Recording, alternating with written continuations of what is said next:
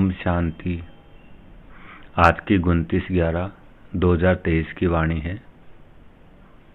बाबा कहते, मीठे बच्चे अपनी बुद्धि व विचारों को इतना शुद्ध स्वच्छ बनाओ।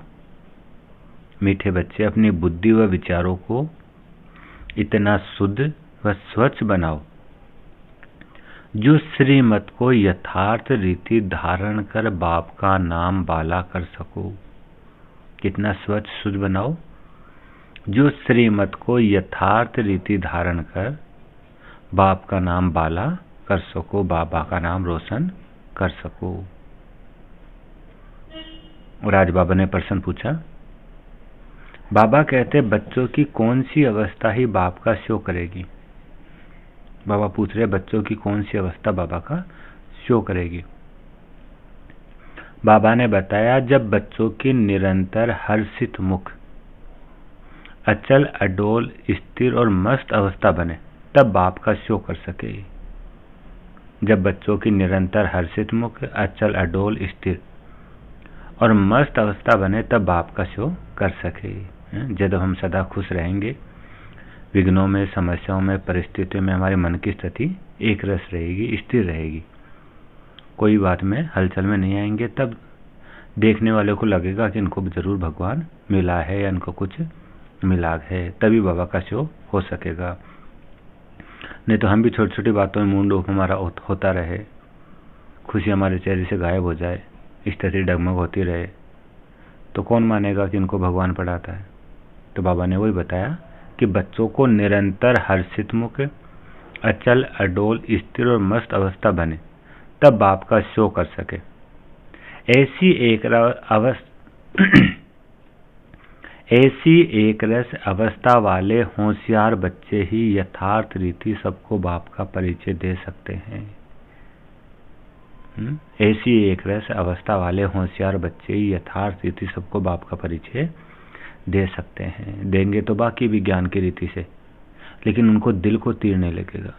जिनकी खुद की एक रस अवस्था होगी, उन्हीं को बातों का सामने वाली बात आत्माओं के दिल पर तीर लगेगा। इसलिए बाबा कहते हैं, ऐसे होशियार बच्चे ही यथार्थ रीति सबको बाप का परिचय दे सकते हैं।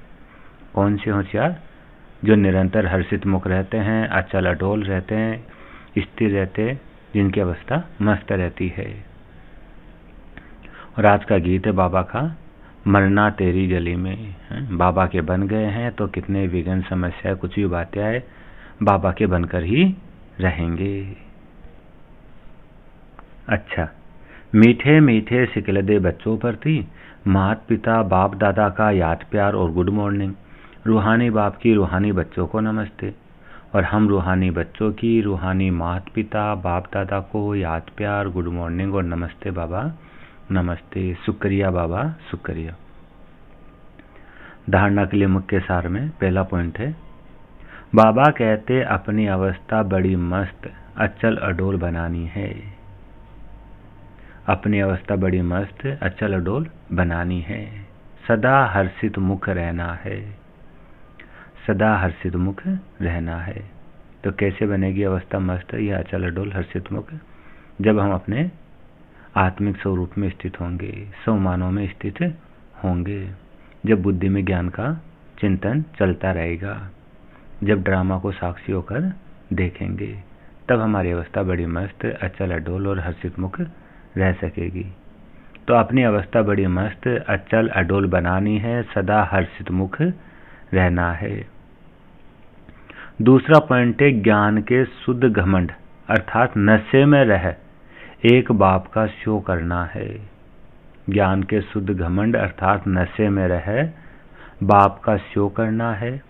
गीता के भगवान को सिद्ध कर बाप की सच्ची पहचान देनी है। गीता का भगवान निराकार है साकार, ये सिद्ध कर बाबा की सच्ची पहचान देनी है। और आज का वरदान है बाबा का। बाबा कहते, स्मृति स्वरूप बन विस्मृति वालों को स्मृति दिलाने वाले। स्मृति स्वरूप बन विस्मृति वालों को स्मृति दिलाने वाले सच्चे सेवाधारी भव। सच्चे सेवाधारी भव का वरदान किसको मिलेगा? जो विस्मृति वालों को स्मृति दिला दे। आत्माएं जो अपने बाबा को भूल गई है, अपने आत्मिक स्वरूप को भूल गई है, उनको फिर से स्मृति दिला दे। लेकिन बाबा कहते हैं वास्तव में स्मृति कौन दिला सकता है? जो खुद स्मृति स्वरूप होगा, जिसको खुद को स्मृति रहेगी कि मैं आत्मा हूँ, शिव बाबा की संतान हूँ, और वही सच्चे सच्चे सेवाधारी कहलाएंगे या सच्चे सच्चे सेवाधारी का वरदान प्राप्त करेंगे। तो स्मृति स्वरूप बन विस्मृति वालों को स्मृति दिलाने वाले सच्चे सेवाधारी भव। बाबा बता रहे अपने स्मृति स्वरूप फीचर द्वारा औरों को स्मृति स्वरूप बनाना, यही सच्ची सेवा है। हमारे स्मृति स्वरूप कर्मयोगी जीवन से, चाल चलन से दूसरों को भी वह स्मृति आ जाए, यही सच्ची सेवा है। आपके फीचर्स औरों को स्मृति दिला दे कि मैं आत्मा हूँ। मस्तक में चमकती हुई आत्मा व मणि को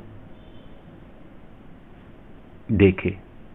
जैसे सांप की मणि देख करके सांप की तरफ कोई ध्यान नहीं जाता, ऐसे अविनाशी चमकती हुई मणि को देख देहभान भूल जाए। हमारे आत्मिक स्मृति ऐसी मजबूत हो जो हमें देखते दूसरे को भी आत्मिक स्मृति आ जाए, देहभान भूल जाए। अटेंशन स्वतः आत्मा की तरफ चले जाए। स्मृति वालों को स्मृति आ जाए, विस्मृति वालों को स्मृति आ जाए, तब कहेंगे सच्चे सेवाधारी। और आज का स्लोगन है बाबा का। बाबा कहते अवगुण धारण करने वाली बुद्धि का नाश कर, सतो प्रधान दिव्य बुद्धि धारण करो। अवगुण धारण करने वाली बुद्धि का नाश कर, सतो प्रधान दिव्य बुद्धि धारण करो। अंतिम समय है, चारों तरफ आत्माएं कमजोर तमो प्रधान है, तो बाबा कहते कोई ना कोई अवगुण तो सब में नजर आएंगे, लेकिन अपनी बुद्धि को, संस्कार को ऐसा बना लो कि अवगुण देखते हुए भी उन सबको इग्नोर करते जाए। ऐसी बुद्धि बनाओ, तब कहेंगे दिव्य बुद्धि धारण वाली आत्मा। तो आज का सारे दिन का सम्मान भी यही रहेगा, मैं कौन हूँ? दिव्य बुद्धि संपन्न आत्मा हूँ। मैं दिव्य बुद्धि संपन्न आत्मा हूँ। अभी 2 मिनट इसी स्मृति में बैठेंगे, मैं दिव्य बुद्धि संपन्न आत्मा हूँ। अच्छा, ओम शांति।